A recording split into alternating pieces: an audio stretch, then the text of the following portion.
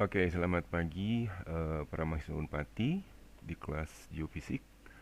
Hari ini kita akan membahas dua topik saja, yaitu tentang fenomena dan studi.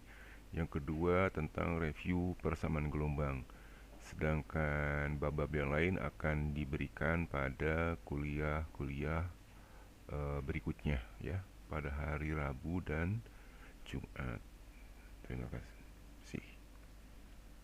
Ada tiga kata kunci dalam jenis seismik, yaitu penyangkut wave, stress, dan strain. Yang disebut stress itu adalah gaya bersatuan luas, dan yang disebut strain adalah perubahan panjang terhadap panjang dalam suatu sumbu itu sendiri.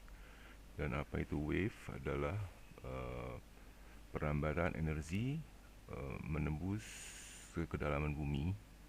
Biasanya dalam bentuk perubahan itu dalam bentuk amplitudo atau displacement dalam bahasa formalnya.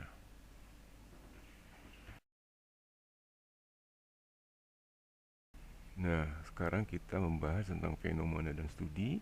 Itu menyangkut asal-usul dari kita mempelajari lebih lanjut dalam studi seismik dan kemudian dikembangkan kepada studi-studi yang lainnya.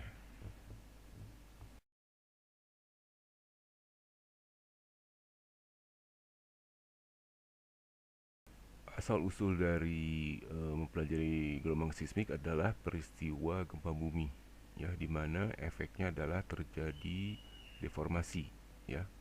Deformasi misalnya kalau secara ekstrim suatu jalan seperti di sini atau suatu batas litologi di sini mengalami offset, ya, perubahan bentuk. Yang kedua, bahwa sumber yang menimbulkan gempa bumi itu asalnya dari perubahan erupsi di bawah permukaan bumi yang dihasilkan dari suatu patahan, ya, bisa patahan normal, bisa patahan thrusting atau sesar geser. Dalam peristiwa gempa bumi dikenal istilah slip. Slip itu adalah jejak pergerakan. Seperti kita lihat di sini, bahwa jejak pergerakan itu akan menimbulkan nanti gelombang dalam seismik tadi sendiri, ya. Nah, yang kuning itu akan berubah merah, ya, terjadi nucleation dan kuat, dan kemudian tambah lama tambah bergeser yang merahnya ke arah sebelah kiri. Itu namanya slip. Pada peristiwa gempa bumi, sumber itu ada di bawah permukaan, amplitudenya kecil saja. Kemudian ketika mencapai permukaan, dia amplitude akan besar. Nah, tergantung karakteristik medium, sifat elastis atau brittle.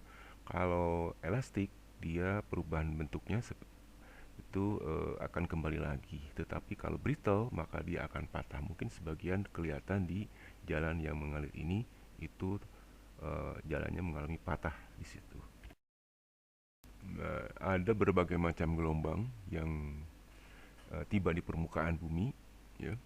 Ini ada yang sifat longitudinal, biasanya P, ya, di mana arah displacementnya atau pergerakannya atau perubahannya itu searah dengan arah rambat gelombang sendiri. Yang kedua gelombang S, ya, yang horizontal, dan ada yang vertikal, ya. Yang vertikal ini kelompok gelombangnya gelombang Rayleigh, ya.